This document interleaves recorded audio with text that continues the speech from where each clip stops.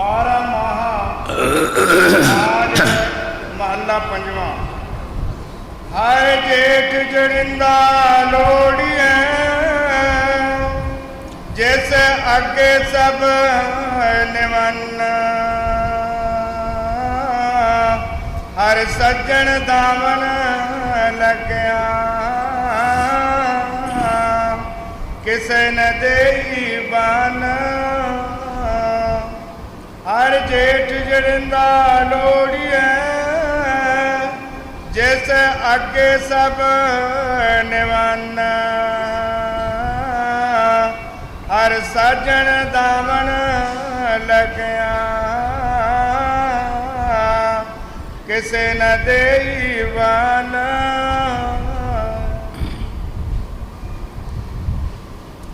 ये 12 माह महाराज पंजवीं पातशाही श्री गुरु अर्जन देव दे है। 12 माह का मकसद की है कि 12 महीने 12 मौसम 12 रुतां जैसा जैसा महीना आउंदा है गुरु साहब जी उस तरह फरमाउंदे है। और महीनों की मुराद की है कि मनुष्य जन्म। जेठ का महीना ये सारे महीनों तो बहुत बड़ा है। इस तरह साडा मनुष्य जन्म जिहड़ा ये तमाम दुनिया की जो पैदाइश है उहदे तो मनुष्य जन्म साडा बड़ा है। ये सब का अवसर है। इस तरह गुरु साहब जी फरमा रहे हैं कि सानू कोई ऐसा महापुरख मिल जाए ऐस महीने दे विच जिहड़ा मालक नाल जुड़िया होवे, उस मालक दी ईश्वर दी भगती करदा होवे, वो सानू भी राह रस्ता दस देवे, असी भी उस मालक नाल जुड़ जाइए। असी भी उस मालक दे नाल साडा भी कणशकन जुड़ जाए। कदी ना कदी असी भी उन्हां दे दर्शन कर लवांगे। गुरु साहब जी जो बाणी च फरमा रहे ठीक फरमा रहे है। बाणी दे विच महीने सुनने की मुराद की है कि समझना चाहिए सानू कि ये मनुष्य जन्म जिहड़ा असी उस परमात्मा अगे बेनती करनी है कि है मालक ये जो महीना सानू मनुष्य जन्म का दिता है साड़ा सुख शांति का लंघ जाए। तेरी साध संगत की सेवा करिए, तेरे गुण गाइए, कोई माड़ा कर्म ना करिए। ये साढ़े ते मेहर करे, असी तेरे ही गुण गाते रहिए। ये असी हमेशा वास्ते फरियाद करनी चाहिए। एक दिन का मसला नहीं, सानू रोज़ द रोज़ उस मालक दे अगे फरियाद करनी चाहिए। क्योंकि मनुष्य जन्म जिहड़ा सानू मिलिया ये बारों बार नहीं मिलना। पौड़ी छुड़की हथ ना आवे आला जन्म गवाया। जदों मनुष्य जन्म की पौड़ी छुट जाएगी ये साढ़े हाथ नहीं आएगी। सानू कर्मां दे लिहाज नाल 84 विच जाना पएगा और 84 बहुत बड़ी है। 84 का रास्ता बहुत लंबा है। कई बार अगे भी दसिया है कि 30 लाख किस्म के सिर्फ दरख्त ने, 27 लाख किस्म के कीड़े मकोड़े ने, 14 लाख किस्म के उड़न वाले पैंखी, 9 लाख किस्म के जल के जीव। जल के जीव एडे बड़े है। एक बार असी बंबे गए, बड़ौदा सानू रहना पिया। ਉੱਥੇ ਦੇਖਿਆ ਇੱਕ ਨਵੈਸ਼ ਵਿੱਚ ਮੱਛੀ ਹੀ 70 ਕਰਮਾਂ ਲੰਬੀ ਹੋਈ। ਅੱਜ ਉਹਨਾਂ ਲੋਕਾਂ ਨੇ ਕਿਹਾ ਕਿ ਬੱਚਾ ਹੈ, ਕਿਤੇ ਸਮੁੰਦਰ ਨੇ ਛਾਲੀ ਮਾਰੀ ਬਾਹਰ ਆਈ, ਫਿਰ ਜਾ ਨਹੀਂ ਸਕੀ। ਤਕਰੀਬਨ ਕੋਈ 10 ਫੁੱਟ ਉਚਾਈ ਸੀ ਉਸ ਦੀ। उसका मूँह जड़ा सी 1-2 बंदा पै जाता है। कितने जीव उस जल दे विच खांदा होएगा ते उसका पेट भरिया जाता होएगा। 84 दे बहुत दुख ने। हर एक संत महापुरख ऋषि मुनि औलिए पकंबर जो आए है, उन्हें सानू 84 तो बचन वास्ते अपनी सिक्ख्या दी है कि भाई 84 तो बचो। ये रास्ता मुक्कण वाला नहीं, ये बहुत बड़ा दुख है। इस दुख की कोई दवाई नहीं। 4 लाख किस्म के भूत प्रेत जिन किन्नर इंसान ते हवान वगैरह। हजूर कई बार फरमाउंदे होंदे सी कि सिर्फ एक जन्म का दुख देख लो, किसी टांगे के घोड़े वाल ध्यान दो।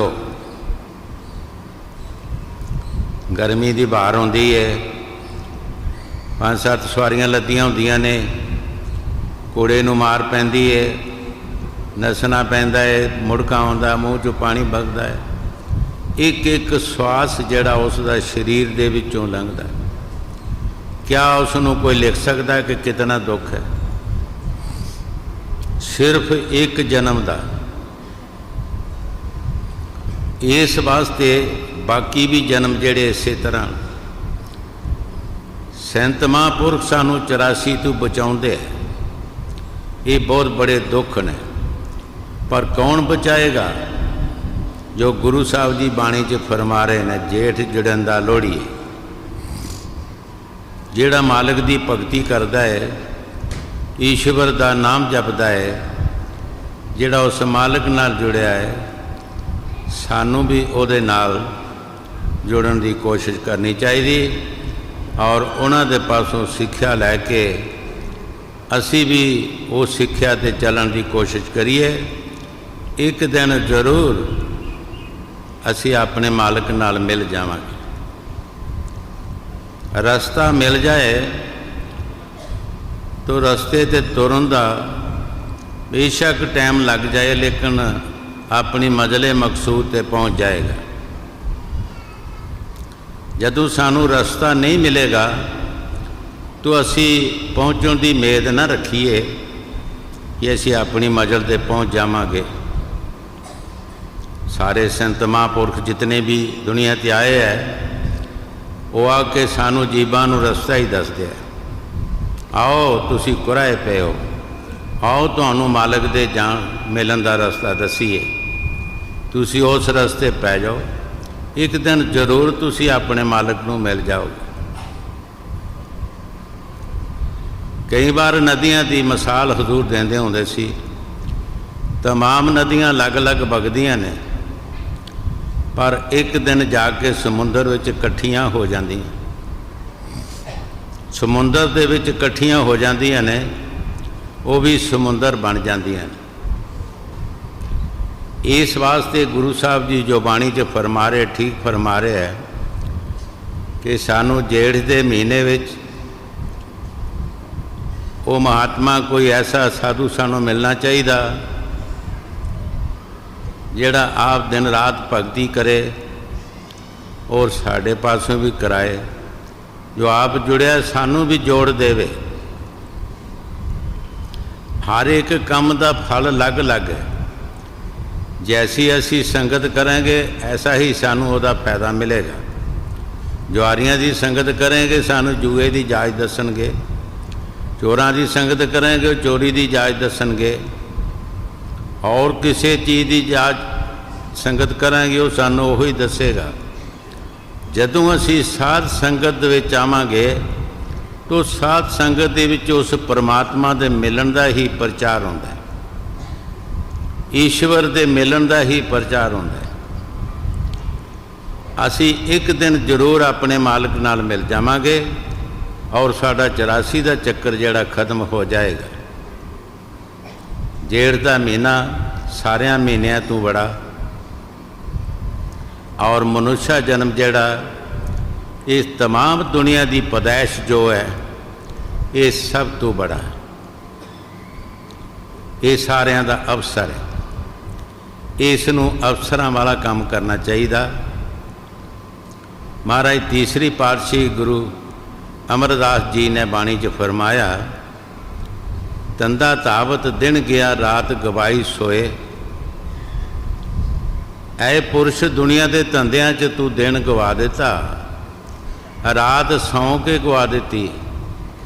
ਉਸ ਮਾਲਕ ਦਾ ਸ਼ੁਕਰਾਨਾ ਕਿਸ ਵਕਤ ਕਰਨਾ ਹੈ? ਪਸ਼ੂ ਵੀ ਸੌਂ ਗਏ, परिंदे भी सौ गए, कुत्ते बिल्ले भी सौ गए, कीड़े मकोड़े भी सौ गए।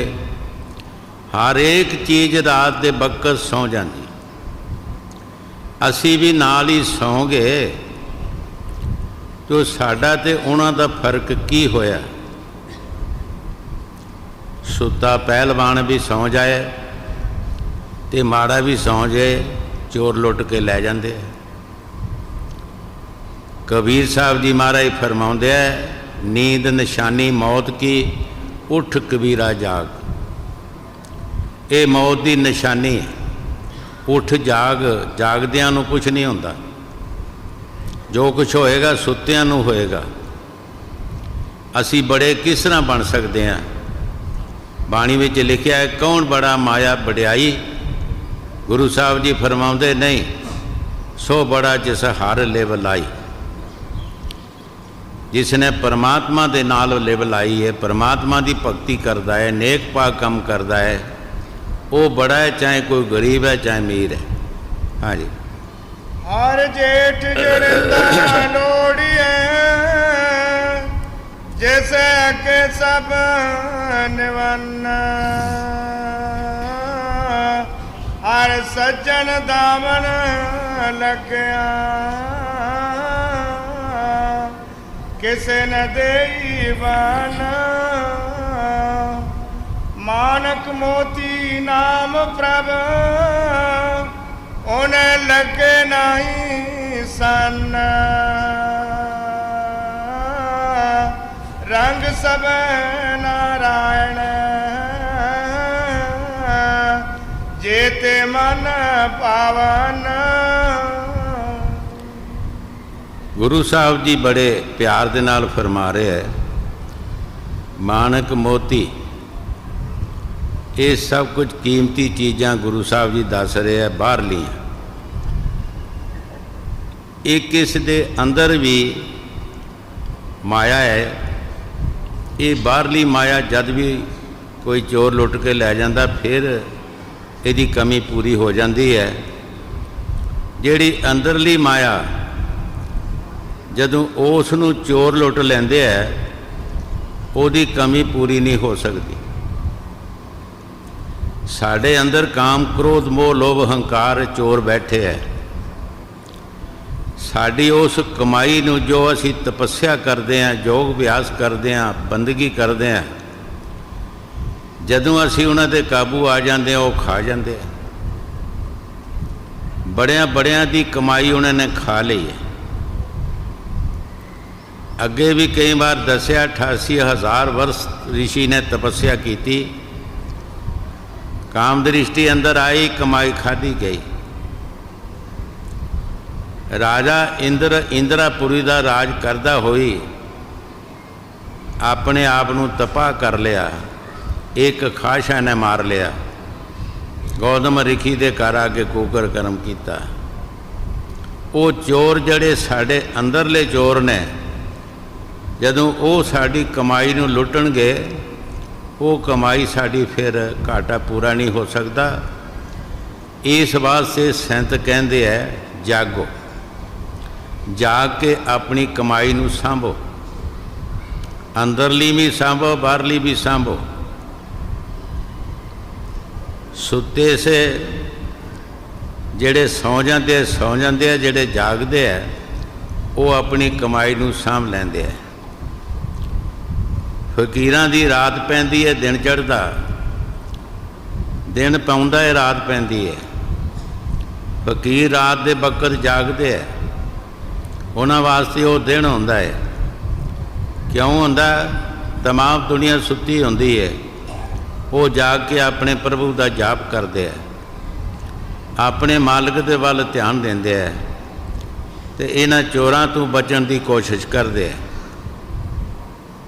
ਉਹ ਮੋਨਕ ਮੋਤੀ ਕੀ ਸਾਡੇ ਅੰਦਰ, ਜੋ ਸਾਡੇ ਅੰਦਰ ਜਤ ਸਤ ਹੈ।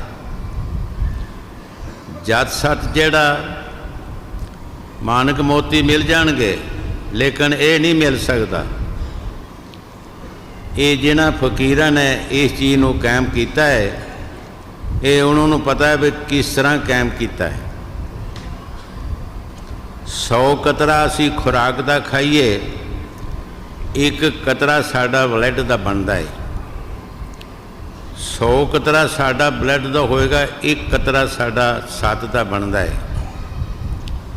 ਤੁਸੀਂ ਇਹ ਵਿਚਾਰ ਕਦੋਂ ਉਹ ਚੀਜ਼ ਪੂਰੀ ਹੋਏਗੀ, ਕਦੋਂ ਉਹ ਖਜ਼ਾਨਾ ਬਣੇਗਾ। ਤੇ ਜੇ ਖਜ਼ਾਨਾ ਕਿਸੇ ਬਣਾਇਆ ਵੀ ਤੇ ਚੋਰਾਂ ਨੇ ਲੁੱਟ ਰਿਹਾ ਤੇ ਪੱਲੇ ਕੀ ਰਿਹਾ। ਕਬੀਰ ਸਾਹਿਬ ਜੀ ਮਹਾਰਾਜ ਫਰਮਾਉਂਦੇ ਹੈ, ਸਤ ਗਿਆ ਤੋ ਕਿਆ ਰਿਹਾ, ਸੀਲ ਗਿਆ ਸਭ ਝਾੜ, ਭਗਤੀ ਖੇਤ ਕੈਸੇ ਬਚੇ, ਟੂਟ ਗਈ ਹੈ ਬਾੜ। ਜਦੋਂ ਕਿਸੇ ਖੇਤ ਦੀ ਬਾੜ ਟੁੱਟ ਜਾਂਦੀ ਹੈ, ਉਹ ਪਸ਼ੂ ਖਾ ਜਾਂਦੇ ਹੈ। ਔਰ ਜਦੋਂ ਇਹਦੇ ਅੰਦਰੋਂ ਬਾੜ ਟੁੱਟ ਜਾਂਦੀ ਹੈ, ਕਾਮ ਕ੍ਰੋਧ ਮੋਹ ਲੋਭ ਹੰਕਾਰ ਜਿਹੜੇ ਹੈ ਉਹ ਖਾ ਜਾਂਦੇ ਹੈ। ਕਦੀ ਕ੍ਰੋਧ ਦਾ ਦਾਅ ਲੱਗ ਜਾਂਦਾ, ਕਦੀ ਮੋਹ ਦਾ ਦਾਅ ਲੱਗ ਜਾਂਦਾ, ਕਦੀ ਲੋਭ ਦਾ ਦਾਅ ਲੱਗ ਜਾਂਦਾ। ਇਸੇ ਤਰ੍ਹਾਂ ਇਹ ਦਾਅ 'ਤੇ ਬੈਠੇ ਹੈ ਔਰ ਇਸ ਦੀ ਕਮਾਈ ਨੂੰ ਖਾ ਜਾਂਦੇ ਹੈ, ਪੱਲੇ ਕੁਛ ਨਹੀਂ ਰਹਿੰਦਾ। ਸੰਤਾਂ ਦੇ ਜਿਸ ਤਰ੍ਹਾਂ ਕੰਡਿਆਂ ਦੇ ਮੂੰਹ ਤਿੱਖੇ ਪਹਿਲਾਂ ਹੀ ਹੁੰਦੇ ਹੈ, ਇਸ ਤਰ੍ਹਾਂ ਫਕੀਰ ਜਿਹੜੇ ਦੁਨੀਆ 'ਤੇ ਆਏ ਹੈ, ਉਹਨਾਂ ਦੇ ਜੰਮਦਿਆਂ ਦੇ ਹੀ ਹਿਸਾਬ ਕਿਤਾਬ ਦੁਨੀਆ ਤੋਂ ਅਲੱਗ ਹੁੰਦੇ ਹੈ। ਗੁਰੂ ਨਾਨਕ ਦੇਵ ਜੀ ਮਹਾਰਾਜ ਜਦੋਂ 9 ਸਾਲ ਦੇ ਹੋਏ, ਮਹਿਤੇ ਕਾਲੂ ਨੇ ਪੰਡਤ ਨੂੰ ਮੰਗਾਇਆ, ਪੰਡਤ ਜੀ ਜਨੇਊ ਦੀ ਰਸਮ ਕਰੀਏ ਲੜਕੇ। ਜਦੋਂ ਲੜਕਾ ਗੁਰੂ ਸਾਹਿਬ ਦੇ ਪਾਸ ਜਦੋਂ ਪੰਡਤ ਜੀ ਬੈਠ ਗਏ ਤੇ ਗੁਰੂ ਸਾਹਿਬ ਨੇ ਕਿਹਾ, ਪੰਡਤ ਜੀ ਮੈਨੂੰ ਉਹ ਜਨੇਊ ਪਾਓ ਜਿਹੜਾ ਟੁੱਟੇ ਨਾ, ਭੱਜੇ ਨਾ, ਸੜੇ ਨਾ, ਗਲੇ ਨਾ, ਚੋਰ ਲਵੇ। ਇਹ ਧਾਗੇ ਦਾ ਜਨੇਊ ਸੜ ਜਾਂਦਾ, ਟੁੱਟ ਜਾਂਦਾ, ਗਵਾਚ ਜਾਂਦਾ, ਇਹ ਕੁਝ ਵੀ ਨਹੀਂ ਹੈ। ਪੰਡਤ ਨੇ ਕਿਹਾ, ਮਹਾਰਾਜ ਮੈਨੂੰ ਤੇ ਪਤਾ ਨਹੀਂ, ਤੁਸੀਂ ਦੱਸੋ ਕਿਹੜਾ ਜਨੇਊ ਹੈ ਉਹ। ਹੁਣ ਦੇਖੋ ਉਹ ਜਨੇਊ ਗੁਰੂ ਸਾਹਿਬ ਜੀ ਦੱਸਦੇ ਹੈ, ਦਿਆ ਕਪਾਹ, ਸੰਦੋਖ ਸੂਤ, ਸਤ ਗੰਢੀ ਜਤ ਬੱਟ, ਇਹ ਜਨੇਊ ਜੀਆ ਕਾ ਜੇ ਹੈ ਤੇ ਘਟ। ਜਿਹੜੀ ਕਪਾਹ ਜਿਹਦੇ ਵਿੱਚੋਂ ਸੂਤ ਨਿਕਲਣਾ ਹੈ, ਉਹ ਬੰਦੇ 'ਚ ਦਇਆ ਹੋਣੀ ਚਾਹੀਦੀ ਹੈ। ਜਿਹਦਾ ਸੂਤਰ ਬਣਦਾ ਹੈ, ਉਹ ਸੰਦੋਖ ਹੋਣਾ ਚਾਹੀਦਾ ਬੰਦੇ 'ਚ। ਜਿਹੜੇ ਅਸੀਂ ਉਹਨੂੰ ਵੱਟ ਚਾੜਨੇ ਹੈ, ਵੱਟਣਾ ਹੈ, ਗੰਢਾਂ ਦੇਣੀਆਂ ਨੇ, ਉਹ ਜਤ ਸਤ ਹੈ। ਇਹ ਜਨੇਊ ਜਿਹੜਾ ਇਹ ਪਾਓ। ਦੇਖੋ ਇਸ ਜਨੇਊ ਵੱਲ ਸਾਡਾ ਧਿਆਨ ਹੈਗਾ ਕਿਸੇ ਦਾ? ਬੜੇ ਬੜੇ ਲੋਕ ਪੜ੍ਹਦੇ ਲਿਖਦੇ ਹੈ, ਲੇਕਿਨ ਕਦੀ ਇਸ ਜਨੇਊ ਵੱਲ ਧਿਆਨ ਕੀਤਾ ਹੈਗਾ? ਕਦੀ ਦਇਆ ਵੱਲ ਧਿਆਨ ਕੀਤਾ ਹੈ? ਕਦੀ ਸੰਦੋਖ ਵੱਲ ਧਿਆਨ ਕੀਤਾ ਹੈ? ਇਹ ਗੁਰੂ ਸਾਹਿਬ ਦਾ ਫਰਮਾਨ ਹੈ। ਇਸ ਵਾਸਤੇ ਬਾਣੀ ਵਿੱਚ ਜੋ ਕੁਛ ਗੁਰੂ ਸਾਹਿਬ ਜੀ ਫਰਮਾ ਰਹੇ ਹੈ ਕਿ ਤੇਰੇ ਅੰਦਰ ਜਿਹੜੇ ਬਾਹਰਲੀ ਮਿਸਾਲ ਦੇ ਕੇ ਸਮਝਾ ਰਹੇ ਹੈ ਕਿ ਮਾਨਕ ਮੋਤੀ ਜਿਹੜੇ ਹੈ ਦੁਨੀਆ ਦੇ ਵਿੱਚ ਬੜੀ ਇਹਨਾਂ ਦੀ ਕੀਮਤ ਹੈ, ਔਰ ਇਸੇ ਵਾਸਤੇ ਸੰਤ ਇਹਨਾਂ ਦਾ ਇਸ਼ਾਰਾ ਦੇ ਰਹੇ ਹੈ। ਔਰ ਤੇਰੇ ਅੰਦਰ ਜਿਹੜੇ ਮਾਨਕ ਮੋਤੀ ਕੀ ਹੈ ਉਹ ਜਾਤ ਸਤ ਹੈ। ਇਹਨਾਂ ਨੂੰ ਬਾਹਰਲੇ ਚੋਰ ਲੁੱਟ ਲੈਂਦੇ ਹੈ ਔਰ ਤੇਰੇ ਅੰਦਰ ਜਿਹੜੇ ਹੈ ਉਹ ਅੰਦਰਲੇ ਚੋਰ ਲੁੱਟ ਲੈਂਦੇ ਹੈ। ਹਾਂਜੀ। ਮਾਨਕ ਮੋਤੀ ਨਾਮ ਪ੍ਰਭ ਉਹਨੇ ਲੱਗੇ ਨਹੀਂ ਸੰਨ ਰੰਗ ਸਭ ਨਾਰਾਇਣ ਜੇਤੇ ਮਨ ਪਾਵਨ। ਅਗਰ ਅਸੀਂ ਕਿਸੇ ਮਹਾਂਪੁਰਖਾਂ ਦੀ ਸੰਗਤ ਕਰਾਂਗੇ ਫਿਰ ਸਾਡੀ ਮਾਇਆ ਉਹ ਲੁੱਟੀ ਨਹੀਂ ਜਾ ਸਕਦੀ। ਕਿਉਂ? ਜਿਹੜੀ ਉਹਨਾਂ ਸਾਨੂੰ ਜੁਗਤੀ ਦੱਸਣੀ ਹੈ। ਸਵਾਮੀ ਜੀ ਮਹਾਰਾਜ ਫਰਮਾਉਂਦੇ ਆ ਕਿ ਸਾਧੂ ਵਾਸਤੇ ਕਿਸ ਤਰ੍ਹਾਂ ਹੋਣਾ ਚਾਹੀਦਾ, ਜਿਸ ਤਰ੍ਹਾਂ ਇੱਕ ਫੌਜ ਦੇ ਵਿੱਚ ਸਿਪਾਹੀ ਹੁੰਦਾ ਹੈ। ਹਰ ਵਕਤ ਹੀ ਆਪਣਾ ਬੂਟ ਪੱਟੀ ਅਤੇ ਆਪਣਾ ਸਮਾਨ ਤਿਆਰ ਰੱਖਦਾ ਅਤੇ ਹਰ ਵਕਤ ਹੀ ਉਹ ਆਪਣੇ ਆਪ ਨੂੰ ਹੁਸ਼ਿਆਰ ਰੱਖਦਾ ਹੈ ਕਿ ਕਿਸ ਵਕਤ ਪਤਾ ਨਹੀਂ ਮੇਰੀ ਕਿੱਧਰ ਤਬਦੀਲੀ ਹੋ ਜਾਏ ਅਤੇ ਕਿੱਧਰ ਮੇਰੀ ਡਿਊਟੀ ਲੱਗ ਜਾਏ। ਇਸੇ ਤਰ੍ਹਾਂ ਸਾਧੂ ਨੂੰ ਵੀ ਹਰ ਵਕਤ ਹੀ ਤਿਆਰ ਰਹਿਣਾ ਚਾਹੀਦਾ ਅਤੇ ਇਹਨਾਂ ਚੋਰਾਂ ਤੋਂ ਬਚਣ ਦੀ ਕੋਸ਼ਿਸ਼ ਕਰਨੀ ਚਾਹੀਦੀ ਜਿਹੜੇ ਚੋਰ ਸਾਡੇ ਅੰਦਰ ਬੈਠੇ ਹੈਗੇ। ਅਗਰ ਅਸੀਂ ਸੰਤਾਂ ਦੇ ਕਹਿਣੇ ਮੁਤਾਬਕ ਚੱਲਾਂਗੇ ਤਾਂ ਫਿਰ ਸਾਡਾ ਕੋਈ ਨੁਕਸਾਨ ਨਹੀਂ ਹੋ ਸਕਦਾ। ਜਾਗੇ ਸੋ ਹੁਬਰੇ ਸੁੱਤੇ ਗਏ ਮੁਹਾਏ।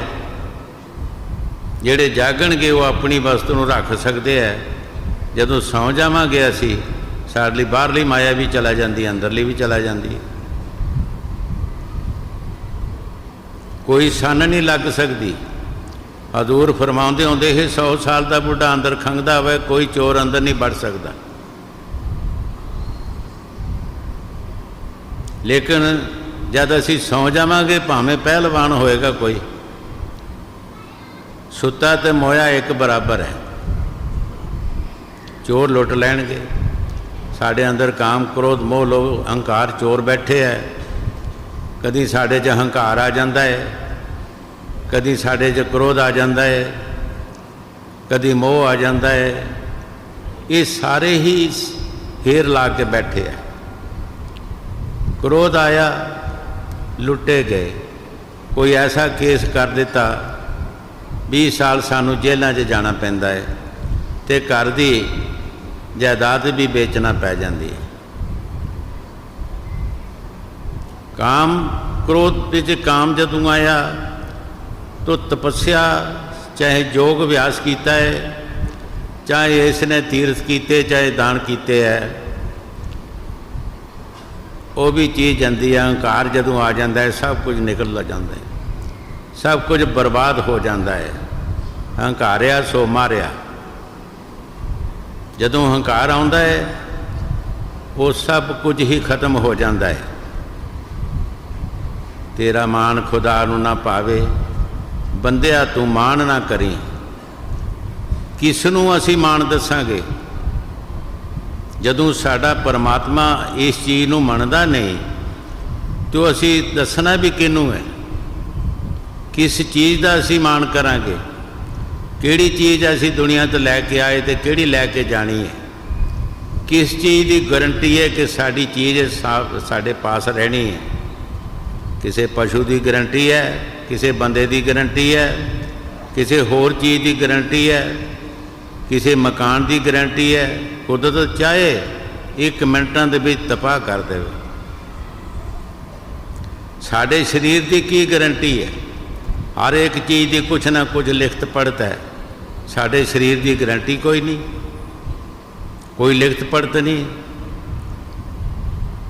ਪਤਾ ਨਹੀਂ ਕਿਸ ਵਕਤ ਅਸੀਂ ਚਲਾ ਜਾਈਏ, ਕੋਈ ਸਮਾਂ ਨਹੀਂ, ਕੋਈ ਡੇਟ ਨਹੀਂ। ਇੱਕ ਮੁਸਲਮਾਨ ਫਕੀਰ ਨੇ ਫਰਮਾਇਆ, ਆਦਮ ਜਿਸ ਨੂੰ ਅਸੀਂ ਸਾਹ ਕਹਿੰਦੇ ਹਾਂ, ਉਹਨਾਂ ਨੇ ਕਿਹਾ ਕਿ ਜੇ ਦਮ ਆਇਆ ਤਾਂ ਆਦਮੀ ਹੈ, ਅਗਰ ਨਹੀਂ ਦਮ ਆਇਆ ਤਾਂ ਕੁਝ ਵੀ ਨਹੀਂ, ਮਿੱਟੀ ਹੈ। ਕੀ ਹੈ ਸਾਡੇ ਵਿੱਚ? ਸੋਚਿਆ ਜਾਏ ਤਾਂ ਹੈ ਕੀ ਹੈ? ਸਵਾ ਗਿੱਠ ਸਵਾਸ ਸਾਡਾ ਬਾਹਰ ਜਾਂਦਾ ਹੈ ਮੂੰਹ ਤੋਂ। ਸਾਨੂੰ ਕੀ ਇਤਬਾਰ ਹੈ ਇਹਦਾ ਅੰਦਰ ਆਵੇ ਜਾਂ ਨਾ ਆਵੇ? ਕੀ ਕਰਾਂਗੇ ਅਸੀਂ? ਕਿਸ ਚੀਜ਼ ਦਾ ਮਾਣ ਕਰਾਂਗੇ? ਫਕੀਰਾਂ ਨੇ ਮਾਣ ਕੀਤਾ ਹੈ। ਕਿਹਦੇ ਉੱਤੇ ਕੀਤਾ? ਤੇਰੇ ਉੱਤੇ ਬਹੁਮਾਨੀਆਂ। ਐ ਪ੍ਰਭੂ, ਐ ਮੇਰੇ ਪਰਮਾਤਮਾ, ਮੈਨੂੰ ਤੇਰੇ ਤੇ ਮਾਣ ਹੈ, ਮੈਨੂੰ ਹੋਰ ਕਿਸੇ ਤੇ ਮਾਣ ਨਹੀਂ। ਕੋਈ ਚੀਜ਼ ਮੈਨੂੰ ਕਿਸੇ ਤੇ ਮਾਣ ਲੱਭਦਾ ਨਹੀਂ ਕਿ ਕਿਹਦੇ ਤੇ ਕਰਾਂ। ਕਾਇਮ ਰਹਿਣ ਵਾਲੀ ਕੋਈ ਨਹੀਂ। ਜਦੋਂ ਕਬੀਰ ਸਾਹਿਬ ਜੀ ਮਹਾਰਾਜ ਦੁਨੀਆ 'ਚ ਆਏ,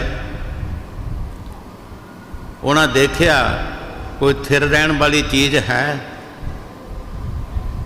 ਤਾਂ ਉਹਨਾਂ ਨੂੰ ਕੋਈ ਨਜ਼ਰ ਨਹੀਂ ਆਈ। ਕਬੀਰ ਸਾਹਿਬ ਜੀ ਮਹਾਰਾਜ ਬਾਣੀ 'ਚ ਲਿਖਦੇ ਆ, ਕਿਆ ਮੰਗੂ ਕੁਝ ਥਿਰ ਨਾ ਰਹੇ, ਦੇਖਤ ਨੈਣ ਜਗ ਜਾਈ, 1 लाख पूत 1.25 लाख नादी, ये रावण कर दिया ना बाती। रावण की मिसाल देती। अज तक किसी का इन्ना परिवार नहीं होया। 100 पुत्र, लखां ते 1.25 लाख उसकी पोती सी। देखो कितना उन्हों का परिवार सी, और भी रिश्तेदार नाते कितने होणगे। पर एक दिन ऐसा आया, दीवा बत्ती जगाने वास्ते कोई नहीं रहा। असी अज मान करांगे किसी चीज़ दे, ते काहदे ते करांगे मान? साडे पल्ले है की है? इस वास्ते संत कहंदे आ, जिहड़ा तैनूं मनुष्य जन्म दा ये टाइम मिलिया है, ये छेती तो उस प्रभु दे मिलन दा इंतज़ार कर।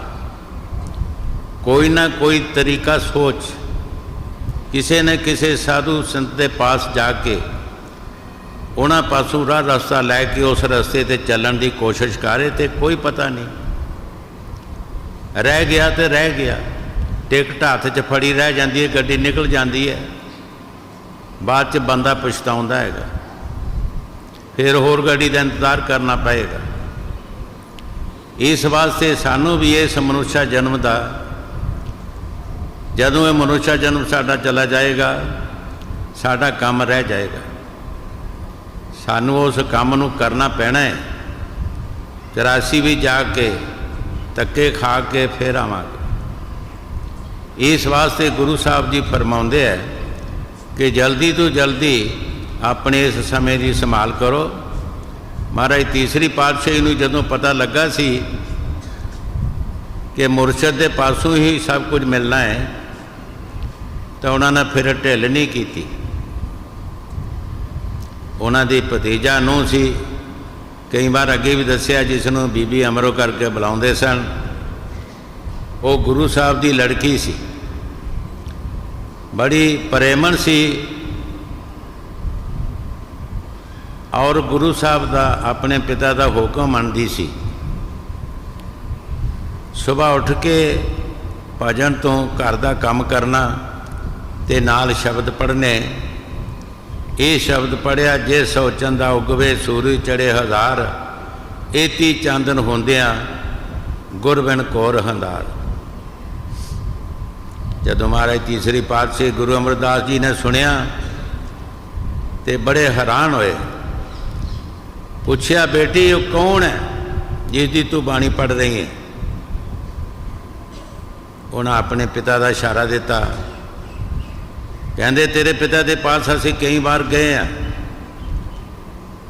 ठीक है जी, तुसीं जाते रहे हो, लेकिन तुसीं रिश्तेदार बन के जाते रहे हो। और रिश्तेदार बन के तुहाडा आदर मान कर देंदे रहे। ना तुसीं कुछ लैण गए, ना तुहानूं उन्हां कुछ दिता है। साडी हर एक बंदे की मंग जिहड़ी है, दिल की खाश जिहड़ी है, उस दे मुताबिक सानू फल मिलना है। उस वेले गुरु साहब के अंदर ऐसा प्यार आया। लड़की ने कहा कि मैनू जल्दी लै चल, मैं हुण रह नहीं सकता। लड़की ने कहा, महाराज मैं अपनी मर्जी नाल नहीं जा सकती, मेरे सतगुर जदों बुलाउंदे है मेरे पिता जी तो मैं चला जानी हाँ, जदों इत्थे भेजदे मैं इत्थे आ जानी हाँ। मैं अपनी मर्जी नहीं करती। जदों बंदे दे अंदर प्यार होवे उन्होंने गल करन दी समझ आ जाती है। सोची पै गए कि जो कुछ लड़की कह रही है ठीक कह रही है। लड़की ने कहा, बेटी तू ये दस, सौरे और पिता के बीच कितना को फर्क है? सौरे और पिता के बीच कितना को फर्क है? मैं भी तो तेरा पिता ही लगदा। अज तू मेरा हुक्म मन लै तो मैनू जरूर लै चल। तो लड़की लाजवाब हो गई। गल सही सी, जिथे सारी उम्र गुजारनी होंदी है, असली माता पिता वो ही होंदे है। उथों ही सुख मिल सकता है। लड़की लैके तुर पई, पर मन बड़ा शैतान है। कई मन दे विच बलबले आए कि वो साडे रिश्तेदार, असी इकट्ठे रहंदे बहिंदे सी, उन्हां विच अज रब्बी ताकत कित्थों आ गई है। पर फिर भी नाल चला गए। जब गुरु साहब जी आदर मान करन लगे, कहन लगे हुण साडा आदर मान ना करो, असी तुहाडे रिश्तेदार बन के नहीं आए, असी तुहाडे सेवादार बन के आए। सानू कोई सेवा बख्शो, नाम दान बख्शो। गुरु साहब ने सोचा हुण कुछ लैन आए, हुण कुछ लैन आया है, पर दईए किनू? हर बंदे दे अंदर हंकार होंदा है। 22 बार उन्होंने तीर्थ यात्रा की सी और दान पुण्य भी करते रहे, कुछ ना कुछ अंदर है ही सी। मैले कपड़े नूं रंग रेज कदी रंग नहीं देंदा। जितना चिर उस कपड़ा साफ नहीं होता कभी भी रंग नहीं देगा। उसने अंदरों देखना है, सानू बाहरों नहीं देखना।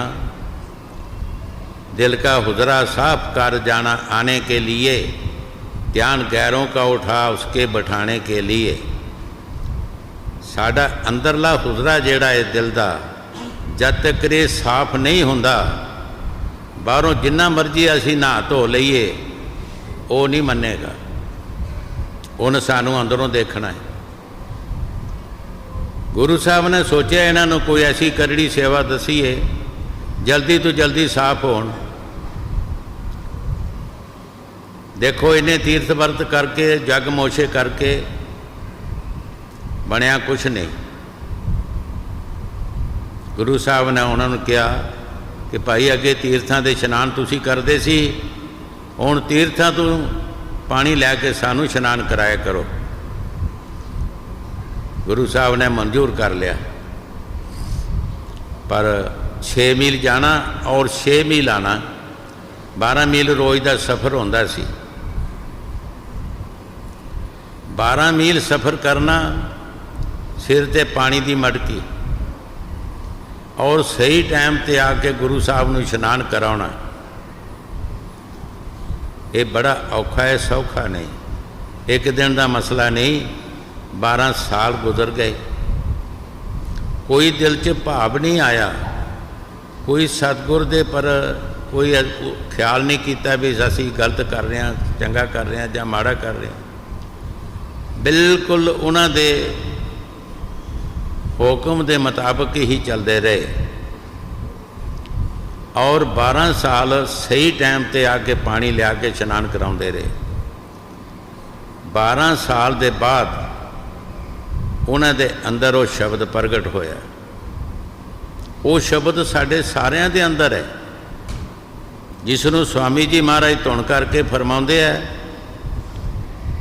मुसलमानों ने उसनों बांगे शमानी किया है। बाणी विच नाम शब्द किया गया, वेदां शास्त्रां जो गीत किया जाता है, तो होर भी जबाना दे विच उस दे नाम मुल्क की भाषा के मुताबिक रखे जाते हैं।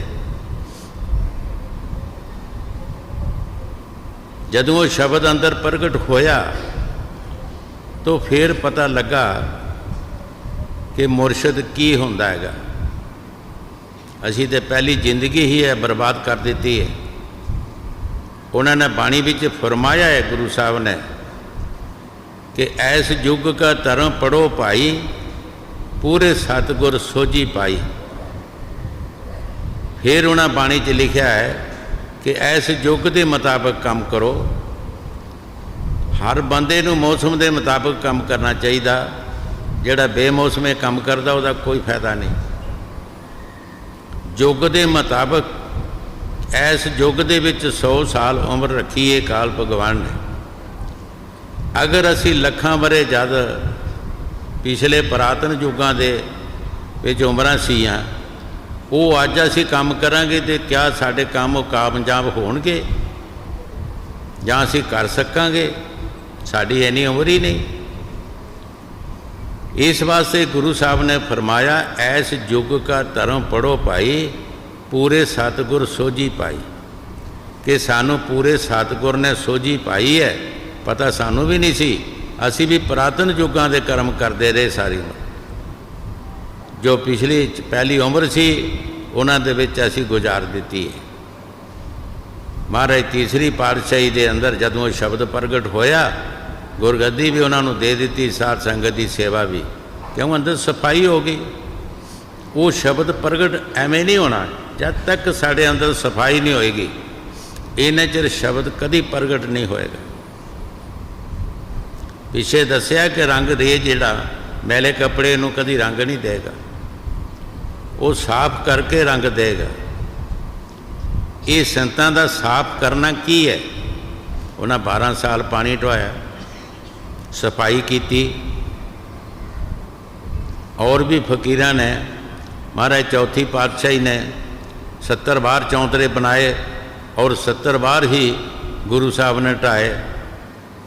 उन्हां दी सफाई की हैगी। हर एक फकीर ने अपने सिख दा असली काम जिहड़ा सी कि इहदे विच मान ना रहे।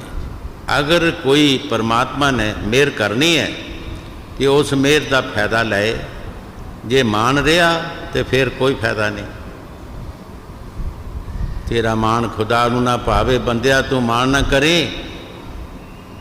जिस मालिक ने साढ़े ते दया करनी है, जदों असी मान करांगे वो चाहुंदा ही नहीं मान। दया कौन करू साढ़े ते? इस वास्ते गुरु साहब जी जो बाणी च फरमा रहे, ठीक फरमा रहे हैं कि साढ़े अंदर बेशुमार दौलत है जिहड़ी असी लै नहीं सकते। और जब सानू कोई मुरशद दा राह रस्ता मिलेगा, उन्हां दी पनाह मिलेगी, साड़ी उस दौलत नूं कोई सन नहीं ला सकता, कोई उस दौलत नूं लुट नहीं सकता। स्वामी दयानंद के बारे कई बार दसिया है,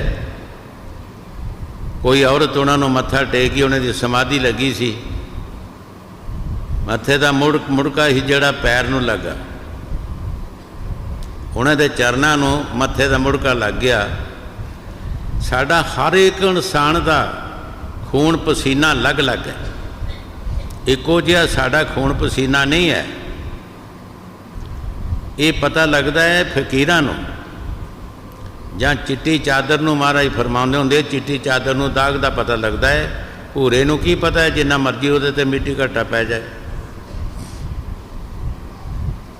ये फकीरां नूं पता लगता है। जद उन्हां दी समाधि खुली उन्हां नूं पता लग गया।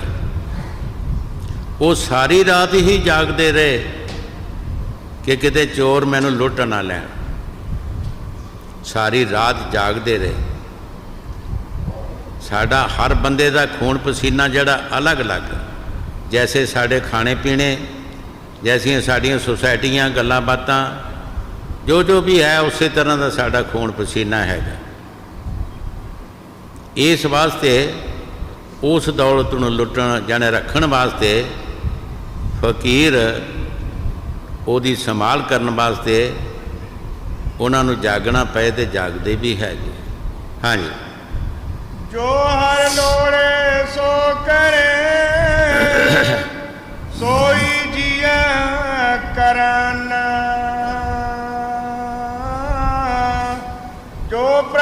ਕੀਤੇ ਆਪਣੇ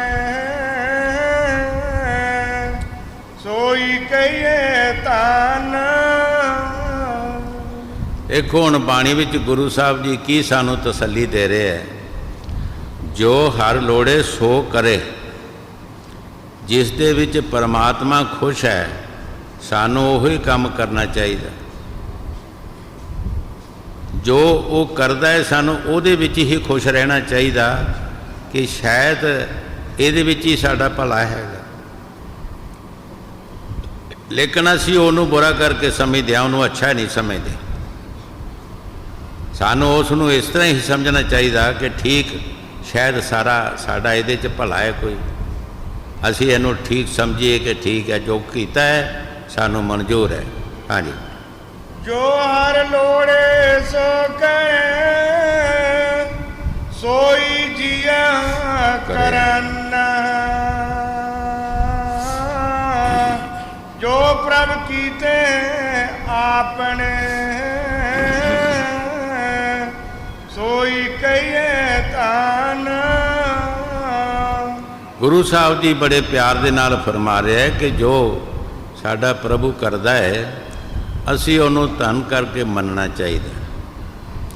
ਦੁੱਖ ਆਏ ਸੁੱਖ ਆਏ ਗਰੀਬੀ ਆਏ ਮੇਰੀ ਆਏ ਕੁਛ ਵੀ ਹੋਏ ਅਸੀਂ ਉਸ ਮਾਲਕ ਦੀ ਪ੍ਰਸ਼ਾਦੀ ਹੀ ਸਮਝੀਏ ਕਿ ਜੋ ਮਾਲਕ ਕਰ ਰਿਹਾ ਸ਼ਾਇਦ ਸਾਡੀ ਮੈਲ ਕੋਈ ਲਾ ਰਿਹਾ, ਸਾਡਾ ਭਲਾ ਹੀ ਕਰ ਰਿਹਾ ਹੈਗਾ। ਇਹ ਮਾਲਕ ਨੂੰ ਜੋ ਮਨਜ਼ੂਰ ਹੈ ਸਾਨੂੰ ਉਸ ਨੂੰ ਮੰਨਣਾ ਬਹੁਤ ਅੱਛੀ ਗੱਲ ਹੈ, ਉਹਦੇ ਵਿੱਚ ਹੀ ਸਾਨੂੰ ਫਾਇਦਾ ਹੈ। ਅਗਰ ਅਸੀਂ ਨਾ ਮੰਨਾਂਗੇ ਤਾਂ ਫਿਰ ਵੀ ਤੇ ਅਸੀਂ ਰੋ ਪਿੱਟ ਕੇ ਵੀ ਮੰਨਣਾ ਹੀ ਹੈ। ਜੋ ਮਾਲਕ ਦੀ ਕਲਮ ਜਿਹੜੀ ਹੈ ਉਹਨੂੰ ਕੌਣ ਰੋਕ ਸਕਦਾ ਹੈ? ਉਸ ਕਲਮ ਨੂੰ ਕੌਣ ਮੋੜ ਸਕਦਾ ਹੈ? ਜੋ ਲਿਖਤ ਕਰੇਗਾ ਉਹਨੂੰ ਕੀ ਕਰੇਗਾ ਕੋਈ? ਕੌਣ ਉਹਦੇ ਤੋਂ ਬੜਾ ਹੈਗਾ? ਹਾਂਜੀ। ਆਪਨ ਲਿਆ ਜੇ ਮਿਲੇ ਤਾਂ ਵਿਛੜ ਕਿਉਂ ਰੋਵਨ। ਸਾਧੂ ਸੰਗ ਪ੍ਰਾਪਤੇ ਨਾਨਕ ਰੰਗ ਮਨਨ। ਗੁਰੂ ਸਾਹਿਬ ਜੀ ਬੜੇ ਪਿਆਰ ਦੇ ਨਾਲ ਫਰਮਾ ਰਹੇ ਹੈ ਕਿ ਆਪਣੇ ਨੂੰ ਕਿਉਂ ਲੋਕੀ ਰੋਂਦੇ ਹੈ? ਜੇ ਪਰਾਇਆ ਬਣੇ ਕੋਈ ਤੇ ਆਪਣੇ ਨੂੰ ਕਿਉਂ ਰੋਂਦੇ ਹੈ? ਪਰਾਇਆ ਬਣਦਾ ਨਹੀਂ। ਸਾਡੇ ਆਪਣੇ ਕੌਣ ਬਣਦੇ ਹੈ? ਸਾਧੂ ਸੰਤ। ਬਾਕੀ ਸਾਡਾ ਆਪਣਾ ਕੋਈ ਨਹੀਂ ਬਣ ਸਕਦਾ। ਕਦੀ ਕਿਸੇ ਨੇ ਕਿਹਾ ਕਿਸੇ ਦੇ ਪਰਿਵਾਰ ਨੇ ਕਿ ਤੁਸੀਂ ਈਸ਼ਵਰ ਦੀ ਭਗਤੀ ਕਰੋ, ਈਸ਼ਵਰ ਦਾ ਨਾਮ ਜਪੋ? ਕੋਈ ਕਹਿੰਦਾ ਕਿਸੇ ਦਾ ਪਰਿਵਾਰ? ਕੋਈ ਨਹੀਂ ਕਹਿੰਦਾ ਕਿ ਈਸ਼ਵਰ ਦਾ ਨਾਮ ਜਪੋ ਜਾਂ ਈਸ਼ਵਰ ਦੀ ਭਗਤੀ ਕਰੋ, ਨੇਕ ਪਾਕ ਕੰਮ ਕਰੋ। ਉਹ ਸਾਨੂੰ ਸਵਾਰਥ ਵਿੱਚ ਫਸਾਉਣਗੇ, ਹੋਰ ਕੰਮ ਕਰਾਉਣਗੇ ਸਾਡੇ ਪਾਸੋਂ, ਲੇਕਿਨ ਈਸ਼ਵਰ ਦੀ ਭਗਤੀ ਵੱਲੋਂ ਕੋਈ ਸਾਨੂੰ ਪ੍ਰੇਰਨਾ ਨਹੀਂ ਦੇਗਾ। ਇਸ ਵਾਸਤੇ ਗੁਰੂ ਸਾਹਿਬ ਜੀ ਫਰਮਾ ਰਹੇ ਹੈ ਕਿ ਸਾਧੂ ਦੀ ਸੰਗਤ ਚਾਹੀਦੀ ਹੈ। ਉਹ ਸਾਧੂ ਹੀ ਸਾਡੀ ਹਮਦਰਦੀ ਕਰਦੇ ਹੈ, ਜਿਹੜੇ ਸਾਨੂੰ ਉਸ ਪਰਮਾਤਮਾ ਦਾ, ਉਸ ਈਸ਼ਵਰ ਦਾ ਰਾਹ ਰਸਤਾ ਦੱਸਦੇ ਹੈ। ਹਾਂਜੀ। ਸਾਧੂ ਸੰਗ ਪ੍ਰਾਪਤੇ ਨਾਨਕ ਰੰਗ ਮਨਨ। ਹਰ ਜੇਠ ਰੰਗੀਲਾ ਤਿਸ ਤਨੇ ਜਿਸਕੇ ਭਾਗ ਮਥਨ। ਗੁਰੂ ਸਾਹਿਬ ਜੀ ਜੇਠ ਦਾ ਮਹੀਨਾ ਸਮਾਪਤ ਕਰਦੇ ਹੋਏ ਬੜੇ ਪਿਆਰ ਦੇ ਨਾਲ ਫਰਮਾ ਰਹੇ ਹੈ, ਇਹ ਕਿਸ ਨੂੰ ਸੋਹਣਾ ਤੇ ਕਿਸ ਨੂੰ ਰੰਗੀਲਾ ਤੇ ਕਿਸ ਨੂੰ ਅੱਛਾ ਹੈ ਤੇ ਕਿਸ ਨੂੰ ਸ਼ਾਂਤੀ ਹੈ। ਭਾਈ ਜਿਹੜਾ ਉਸ ਦਾ ਹੁਕਮ ਮੰਨਦਾ ਹੈ, ਜੋ ਉਸ ਮਾਲਕ ਦੀ ਈਸ਼ਵਰ ਦੀ ਭਗਤੀ ਕਰਦਾ ਹੈ, ਇਹ ਮਨੁੱਖਾ ਜਨਮ ਜੇਠ ਦਾ ਮਹੀਨਾ ਉਸ ਦਾ ਸੁੱਖ ਲੈ ਜਾਂਦਾ ਹੈ। ਜਿਹੜਾ ਨਹੀਂ ਕਰਦਾ ਉਹ ਤੁਸੀਂ ਦੇਖੋ ਦੁਨੀਆ 'ਚ ਕੀ ਹਾਲ ਹੋ ਰਿਹਾ। ਗੁਰੂ ਨਾਨਕ ਦੇਵ ਜੀ ਮਹਾਰਾਜ ਫਰਮਾਉਂਦੇ ਹੈ, ਨਾਨਕ ਦੁਖੀਆ ਸਭ ਸੰਸਾਰ ਸੋ ਸੁਖੀਆ ਜੋ ਨਾਮ ਹਦਾਰ। ਗੁਰੂ ਨਾਨਕ ਦੇਵ ਜੀ ਨੇ ਤਜਰਬਾ ਕੀਤਾ ਹੈ कि तमाम दुनिया जिहड़ी है दुखी है। क्यों दुखी है? कि असी मन के कंट्रोल च आ जाने, मन दे के काम करते हैं। स्वामी जी महाराज भी बाणी च फरमाया, ऐ सुरत मैं जानदा तू दुखी है, पर क्यों दुखी है तू, किस कारण दुखी है? जब मन नाल दोस्ती लगाई है और शब्द नूं बसार देता है, उस दिन दी तू दुखी है। जदों भी असी अच्छा राह छड़ देंगे तो दूसरे रस्ते पै जावांगे, सानू दुख आना शुरू हो जाएंगे, कोई ना कोई दुख सानू आएगा जरूर। इस वास्ते संत जो बाणी च फरमाउंदे है, क्योंकि उन्हां दी बाणी उन्हां दे तजर्बे है। गुरु नानक देव जी ने एवें नहीं कहा कि सारा संसार दुखिया है, किसी को कोई दुख है, किसी को कोई दुख है। और सुखिया कौन है? जो ईश्वर की भगती करेगा, ईश्वर ते विश्वास रखेगा। ईश्वर ते विश्वास रखना जड़ा ये बहुत बड़ी भगती है। सानू दुख आए, सुख आए, गरीबी आए, मेरी आए, हजूर कई बार फरमाउंदे होंदे सी कि कुछ भी नहीं होंदा इसमें। जे भाई तेरी कखां की कुली है, तू उहदे विच ही आनंद मान। तू कहो कि मैनू परमात्मा ने जो दिता ठीक है। अगर जे किसी का चबारा तू उहदे वाल देख के सड़ना, उहदे वाल देख के ईर्ष्या ना कर। की पता उसने किस वक्त का कर्म किया, कोई तो उन्होंने मिलिया हैगा। मैं अगे भी कई बार दसिया है कि सानू टेंशन जिहड़ी है, हर बंदे नूं जदों पुछो की होया, जी कुछ भी नहीं होया, बस इदां ही टेंशन ही हुई है, गुजर गया है। काहदी टेंशन है सानू? सोचिया जाए, हर बंदा रोटी खा रहा है, हर बंदा दुनिया ते रह रहा, कोई कखां दी कुली च रह रहा, कोई चबारियां च रह रहा, कोई कुछ तरह दिन ते कट ही रहा सारा। असी देखो देखी दे विच एक दूसरे नाल ईर्खा करके अपने अंदर टेंशन पा लेंदे हैं। ना साड़ी वो गल पूरी होंदी है, ना साड़ी टेंशन जाती है। एक दिन करद्या करद्या जोड़ जाता ऐसा होंदा कि साडा साह ही बाहर निकल जाता, साड़ी सिर्फ देह रह जाती, गल ही मुक जाती है। ये ना करे, बच जाए, की जरूरत है? जिथे भी परमात्मा ने तैनू रखिया उत्थे ही ठीक है। तू उस मालिक का नाम जप, चंगे काम कर, शायद तेरा भी समा आ जाए। जे तू अच्छे काम करेगा, शायद तेरे दे भी वो टाइम आ जाए। जो गुरु साहब जी बाणी च फरमा रहे, ठीक फरमा रहे हैं। हाँ जी। साधु संग प्राप्ते नानक रंग मानन। सानू अगर वो दौलत मिलनी है तो संत जिसनू दस रहे है कि किसी साधु के संग मिलांगे, उन्हां दे नाल प्यार करांगे, उन्हां दा हुक्म मनांगे, फिर सानू वो दौलत मिलेगी, वो प्राप्त होएगी। और सानू कितों नहीं हो सकती। सहजो बाई एक औरत हुई है, उसने भी बहुत बड़ी कमाई की और दुनिया वाल देखा कि क्या ये दुनिया सुखी है दुखी है। जदों नज़र मारी, बड़े बड़े धनाड़ लोग अरबापति जेड़े उधर नज़र मारी, देखा तो वह भी दुखी है नज़र आए। जेड़े बिचला मेल सी उधर देखा तो वह भी दुखी है नज़र आए। ये कौन सुखिया नज़र आया? जो ईश्वर की भगती करता सी। सहजो बाई ने फरमाया, तन बनते अति दुखी, निर्दिन दुख का रूप, सात सुखी सहजो कहे, पाया भेद अनूप। जिन्होंने परमात्मा का भेद पा लिया, मालिक ते विश्वास कर लिया, वो सुख लै गए, बाकी दुख ही दुख हैगा। जो गुरु साहब जी बाणी च फरमा रहे हैं, वो कितों प्राप्त होएगा? किसी साधु पासों। क्योंकि हर एक सौदा हर जगह तो नहीं मिलता। असी सब्जियां की दुकानों तो सोना मंगांगे तो सोना थोड़ा मिल चलिया। ਲੂਣ ਮਿਰਚ ਵਾਲੀ ਦੁਕਾਨ 'ਤੇ ਜਾ ਕੇ ਅਸੀਂ ਸੋਨਾ ਚਾਂਦੀ ਮੰਗਾਂਗੇ ਤਾਂ ਸਾਨੂੰ ਥੋੜ੍ਹਾ ਮਿਲ ਜਾਣਾ, ਸਾਨੂੰ ਸਰਾਫਾਂ ਦੇ ਪਾਸ ਹੀ ਜਾਣਾ ਪਏਗਾ ਜਿੱਥੇ ਸੋਨਾ ਵਿਕਦਾ ਹੈ। ਹਰ ਇੱਕ ਸੌਦਾ ਅਲੱਗ-ਅਲੱਗ ਵਿਕਦਾ ਹੈ, ਹਰ ਇੱਕ ਕੰਮ ਅਲੱਗ-ਅਲੱਗ ਹੈ, ਹਰ ਇੱਕ ਸਾਧਨ ਜਿਹੜਾ ਅਲੱਗ-ਅਲੱਗ ਹੈ, ਉਹਦਾ ਫਲ ਵੀ ਅਲੱਗ-ਅਲੱਗ ਹੈ। ਹਾਂਜੀ। ਸਾਧੂ ਸੰਗ ਪ੍ਰਾਪਤੇ ਨਾਨਕ ਰੰਗ ਮਾਨਨ ਹਰ ਜੇਠ ਰੰਗੀਲਾ ਸਿਸ ਤਨੇ ਜਿਸ ਕੇ ਭਾਗ ਮਥਨ।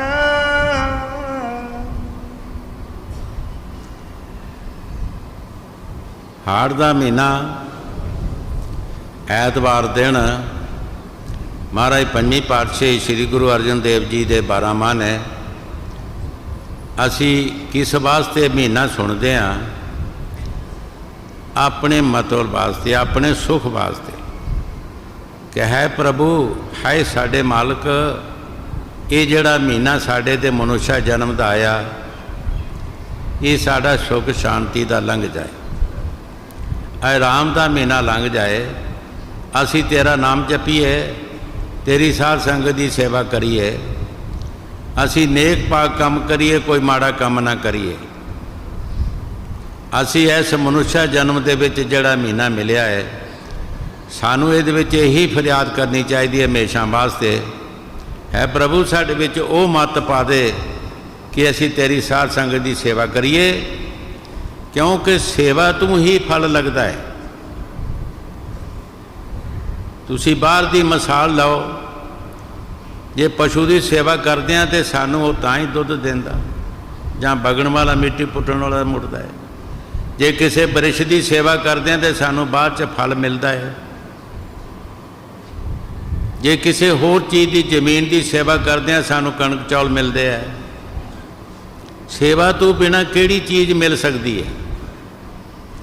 ਜਿਨ੍ਹਾਂ ਫਕੀਰਾਂ ਨੇ ਉਸ ਦੌਲਤ ਨੂੰ ਪਾਇਆ ਹੈ, ਸਭ ਤੋਂ ਪਹਿਲਾਂ ਸੇਵਾਦਾਰ ਬਣੇ ਹੈ। ਸੇਵਾਦਾਰ ਜਦੋਂ ਪੂਰਾ ਬਣ ਜਾਏਗਾ ਤਾਂ ਸਮਝ ਲਓ ਇਹ ਪੂਰਾ ਬਣ ਗਿਆ। ਜਿੰਨਾ ਚਿਰ ਇਹ ਸੇਵਾਦਾਰ ਨਹੀਂ ਬਣਦਾ, ਇੰਨਾ ਚਿਰ ਕੁਛ ਵੀ ਨਹੀਂ ਹੋ ਸਕਦਾ। ਸਾਰੇ ਫਕੀਰਾਂ ਨੇ ਸੇਵਾ ਕੀਤੀ ਹੈ। ਪਿੱਛੇ ਧਿਆਨ ਮਾਰੋ, ਜਿਤਨੇ ਵੀ ਫਕੀਰ ਗਏ ਹੈ, ਕਿਹਨੇ ਨਹੀਂ ਸੇਵਾ ਕੀਤੀ? ਮੁਰਸ਼ਿਦ ਦਾ ਹੁਕਮ ਮੰਨਿਆ ਹੈ। ਇਸ ਵਾਸਤੇ ਸਾਨੂੰ ਚਾਹੀਦਾ ਕਿ ਇਹ ਮਹੀਨਾ ਜਿਹੜਾ ਆਇਆ, ਐ ਮਾਲਕ ਅਸੀਂ ਤੇਰੀ ਸਾਧ ਸੰਗਤ ਦੀ ਸੇਵਾ ਕਰੀਏ, ਔਰ ਸਾਡੇ ਜੋ ਮੱਤ ਪਾ ਦੇ ਕਿ ਅਸੀਂ ਤੇਰੇ ਗੁਣ ਗਾਈਏ, ਤੇਰਾ ਨਾਮ ਜਪੀਏ, ਕੋਈ ਮਾੜਾ ਕੰਮ ਨਾ ਕਰੀਏ, ਮਾੜੇ ਕੰਮਾਂ ਦਾ ਸਾਡਾ ਕੋਈ ਉਧਰ ਖਿਆਲ ਨਾ ਜਾਏ। ਇਹ ਸਾਡੇ ਤੇ ਦਇਆ ਮਿਹਰ ਕਰ, ਸਾਡੇ ਤੇ ਸਾਨੂੰ ਰੋਜ਼ ਹੀ ਉਸ ਮਾਲਕ ਦੇ ਅੱਗੇ ਫਰਿਆਦ ਕਰਨੀ ਚਾਹੀਦੀ ਹੈ ਕਿ ਅਸੀਂ ਕੋਈ ਮਾੜਾ ਕੰਮ ਨਾ ਕਰੀਏ। ਹਾਂਜੀ, ਮੰਦੇ ਕੰਮੇ ਨਾਨਕਾ ਜਦ ਤੱਕ ਮੰਦੇ ਹਾਲ, ਚੰਗੇ ਕੰਮੇ ਨਾਨਕਾ ਉਸਤਤ ਕਰੇ ਜਹਾਨ। ਮੰਦੇ ਕੰਮਾਂ ਦਾ ਹਾਲ ਮੰਦਾ ਹੀ ਹੈ, ਔਰ ਚੰਗੇ ਕੰਮਾਂ ਦਾ ਹਾਲ ਜਿਹੜਾ ਲੋਕੀ ਉਸਤਤ ਕਰਦੇ ਹੈ, ਤਾਰੀਫ ਕਰਦੇ ਹੈ। ਕੰਮ ਤੇ ਘਰ ਦਾ ਸਾਹਮਣਾ ਹੁੰਦਾ ਅਗਲੇ ਨੇ, ਲੇਕਿਨ ਆਂਢ ਗੁਆਂਢੀ ਵੀ, ਰਿਸ਼ਤੇਦਾਰ ਵੀ ਉਹਦੀ ਤਾਰੀਫ ਕਰਦੇ ਕਿ ਭਾਈ ਇਹ ਬੰਦਾ ਚੰਗਾ ਹੈ, ਆਪਣਾ ਘਰ-ਬਾਰ ਸਾਂਭਿਆ, ਕੋਈ ਮਾੜਾ ਕੰਮ ਨਹੀਂ ਕਰਦਾ। ਹਾਂਜੀ। ਆਸਾੜਤ ਪੰਦਾ ਤਿਸ ਲਗੇ ਹਰ ਨਾਇਨ ਜਨ ਪਾਸ ਜਗ ਜੀਵਨ ਪੁਰਖ ਤਿਆਗ ਕੇ ਮਾਨਸ ਸੰਧੀ ਆਸ। ਗੁਰੂ ਸਾਹਿਬ ਜੀ ਬੜੇ ਪਿਆਰ ਦੇ ਨਾਲ ਫਰਮਾ ਰਹੇ ਹੈ, ਹਾੜ ਦਾ ਮਹੀਨਾ ਹੁਣ ਆਇਆ ਹੈ। ਹਾੜ ਮਹੀਨਾ ਜਿਹੜਾ, ਇਹਦੀ ਗਰਮੀ ਜਿਹੜੀ ਹੈ, ਗੁਰੂ ਸਾਹਿਬ ਜੀ ਫਰਮਾਉਂਦੇ ਆ ਕਿ ਕਿਹਨੂੰ ਲੱਗਦੀ ਹੈ? ਜਿਹਦੇ ਪਾਸ ਨਾਮ ਨਹੀਂ। ਮਾੜੇ ਕਰਮ ਕਰੇਗਾ 84 ਵਿੱਚ ਜਾਏਗਾ, 84 ਦੇ ਕੁੱਤੇ ਬਿੱਲੇ ਕੀੜੇ ਮਕੌੜੇ ਪਸ਼ੂ ਪਰਿੰਦੇ ਬਣੇਗਾ। ਇਹਨੂੰ ਕੋਈ ਆਪਣੀ ਖੁਰਾਕ ਨਹੀਂ ਮਿਲੇਗੀ, ਆਪਣੇ ਬਹਿਣ ਰਹਿਣ ਦੀ ਥਾਂ ਨਹੀਂ ਮਿਲੇਗੀ, ਇਹਨੂੰ ਕੋਈ ਵਿਸਰਾਮ ਵਾਸਤੇ ਜਗ੍ਹਾ ਨਹੀਂ ਮਿਲੇਗੀ। ਇਸ ਮਹੀਨੇ ਦੇ ਵਿੱਚ ਗੁਰੂ ਸਾਹਿਬ ਜੀ ਫਰਮਾਉਂਦੇ ਹੈ ਕਿ ਜਿਹਦੇ ਪਾਸ ਨਾਮ ਨਹੀਂ, ਈਸ਼ਵਰ ਦੀ ਭਗਤੀ ਨਹੀਂ ਕਰਦਾ, ਨੇਕ ਪਾਕ ਕੰਮ ਨਹੀਂ ਕਰਦਾ, ਇਹ ਹਾੜ ਦੀ ਅੱਗ ਜਿਹੜੀ ਹੈ, ਗਰਮੀ ਜਿਹੜੀ ਇਹਨੂੰ ਸਤਾਏਗੀ। ਹਾਂਜੀ। ਅਸਾੜ ਤਪੰਦਾ ਤਿਸ ਲਗੇ, ਹਰ ਨਾਇਨ ਜਿਨਾ ਪਾਸ। ਜਗ ਜੀਵਨ ਪੁਰਖ ਤਿਆਗ ਕੇ, ਮਾਨਸ ਸੰਧਿਆਸ। ਦੂਜੇ ਪਾਏ ਬਿਗਚਿਐ, ਗਲ ਪਈ ਸੋ ਜਮ ਕੀ ਫਾਸ। ਜਿਆ ਬੀਜੇ ਸੋ ਲੁਣੈ, ਮੱਥੇ ਜੋ ਲਿਖਿਆਸ। ਗੁਰੂ ਸਾਹਿਬ ਜੀ ਬੜੇ ਪਿਆਰ ਦੇ ਨਾਲ ਫਰਮਾ ਰਿਹਾ ਹੈ ਕਿ ਇਹ ਜਿਹੜਾ ਮਨੁੱਖਾ ਜਨਮ ਹੈ, ਜ਼ਿਆਦਾ ਅਸੀਂ ਮਾੜੇ ਕਰਮ ਕਰਦੇ ਹਾਂ, ਜਮਦੂਤ ਸਾਡੀ ਰੂਹ ਆਤਮਾ ਕੱਢਣ ਵਾਸਤੇ ਆ ਜਾਂਦੇ ਹੈ। ਉਹ ਸਾਡੇ ਗਲ ਜੰਜੀਰ ਪਾ ਲੈਂਦੇ ਹੈ, ਸਾਨੂੰ ਖਿੱਚ ਤਰੂ ਕਰਕੇ ਲੈ ਜਾਂਦੇ ਹੈ। ਜੇ ਅਸੀਂ ਬੀਜਦੇ ਹਾਂ ਤੇ ਆ ਵੱਢਣਾ ਪੈਂਦਾ। ਜੈਸੇ ਅਸੀਂ ਕਰਮ ਕਰਦੇ ਹਾਂ, ਉਹਨਾਂ ਕਰਮਾਂ ਦਾ ਸਾਨੂੰ ਮੁਆਵਜ਼ਾ ਲੈਣਾ ਪੈਂਦਾ। ਇਹ ਨਹੀਂ ਹੋ ਸਕਦਾ ਕਿ ਅਸੀਂ ਕਰਮ ਕਰਾਂਗੇ ਤੇ ਸਾਨੂੰ ਭੁਗਤਣਾ ਨਹੀਂ ਪਏਗਾ। ਇਹ ਸੰਤ ਨਹੀਂ ਮੰਨਦੇ। ਜੈਸੀ ਖੇਤੀ ਬੀਜਦੇ ਹਾਂ ਉਹੀ ਉਗਦੀ ਹੈ, ਤੇ ਜਿਹੜਾ ਬੀਜਦਾ ਉਹੀ ਵੱਢਦਾ ਹੈ। ਜਿਸ ਨੇ ਬੀਜਿਆ ਕੁਛ ਨਹੀਂ, ਉਹ ਕੀ ਵੱਢੇਗਾ,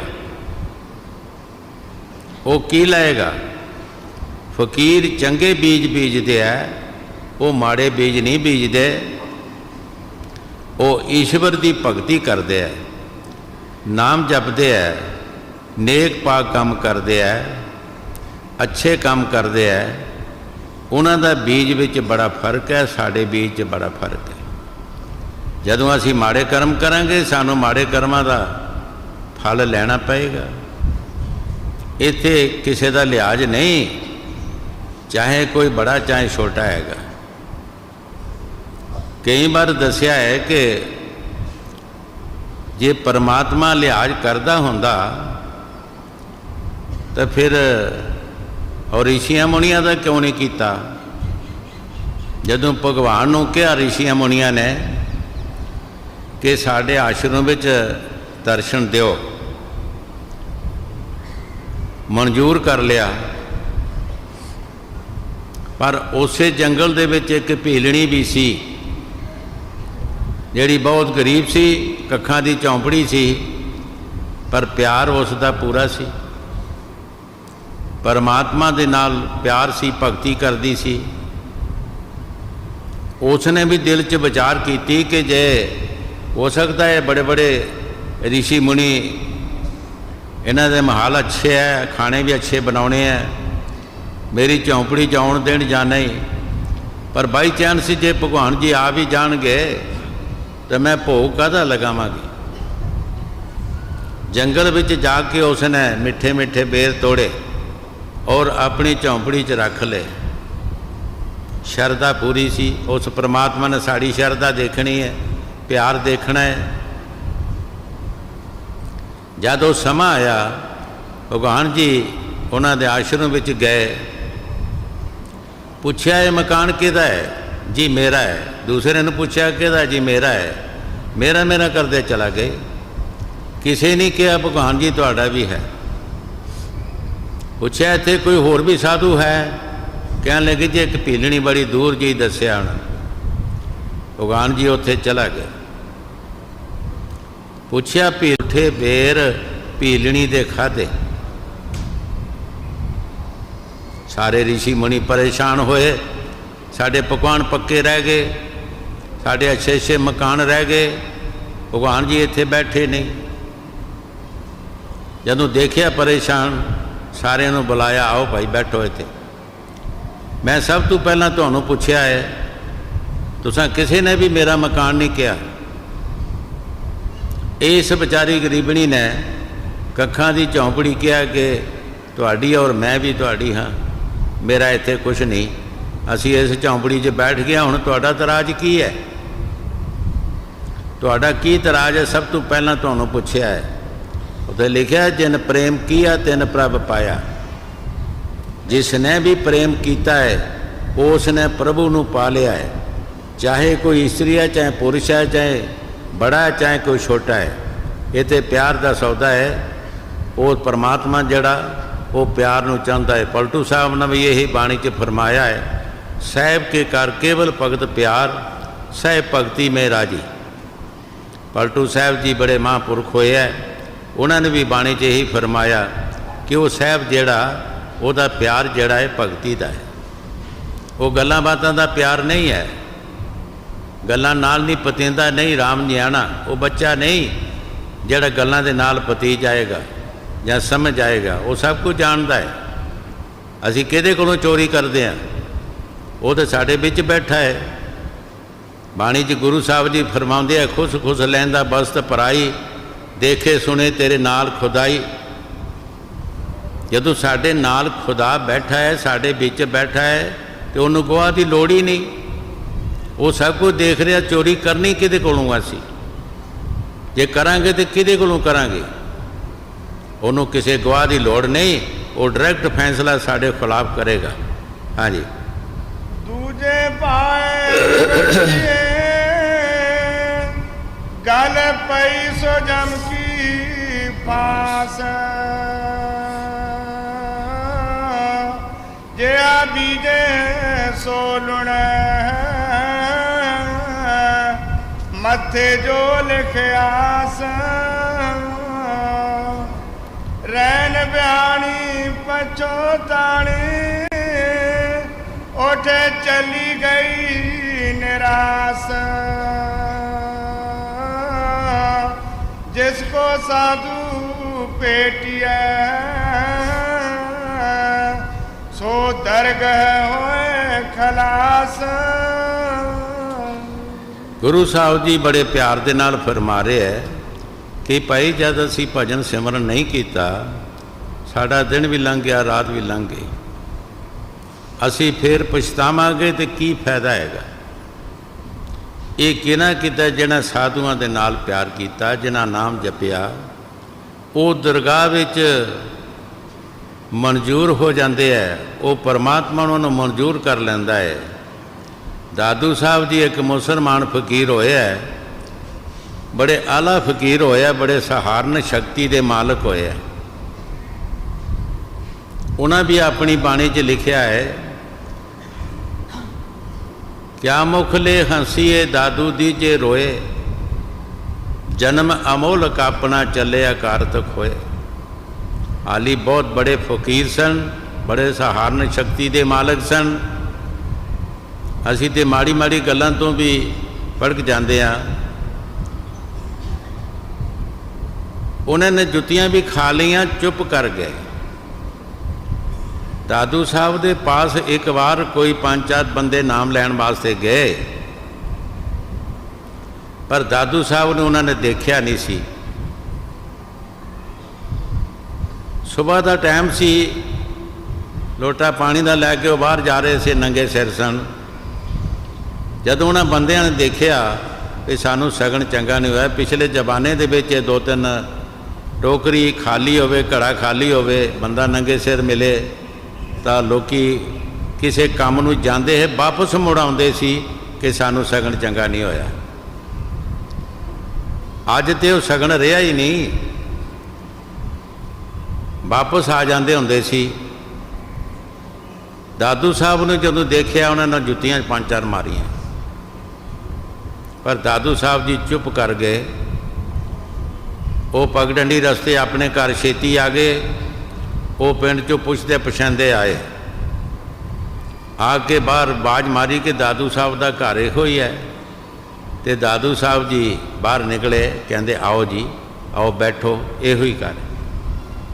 ਬਿਠਾਇਆ, ਆਦਰ ਮਾਣ ਕਰਨਾ ਸ਼ੁਰੂ ਕੀਤਾ।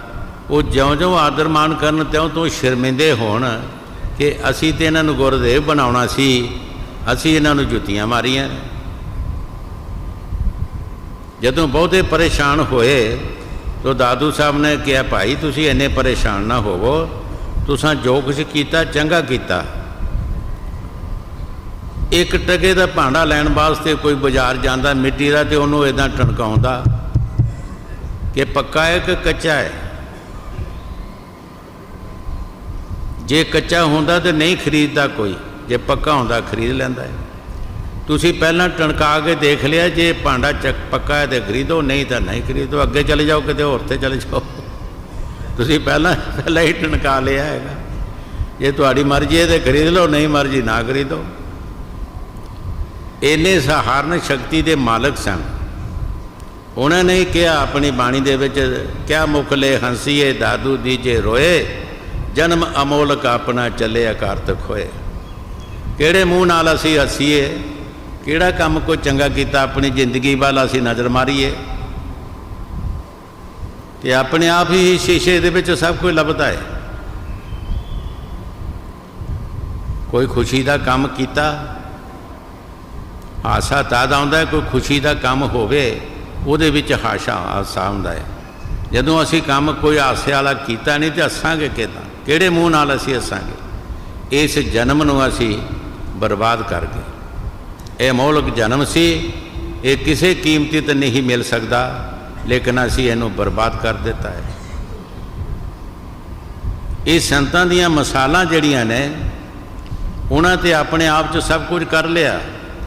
ये मिसालां साडे मूर्खां वास्ते ने कि सानूं समझ आउणी चाहीदी है इन्हां मिसालां दी। वो तो मालिक नाल मिले जुले ही जिन्हां ने जुत्तियां खा के भी परवाह नहीं की, बर्दाश्त किया सब कुछ।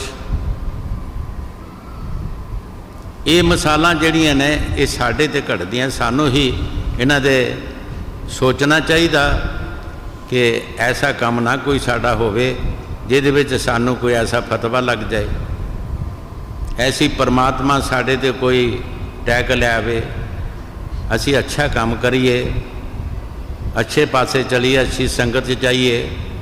माड़ी संगत का माड़ा ही हाल है, चंगी संगत च मिल जाए तो उहदे विचों चंगा ही फल मिलता है।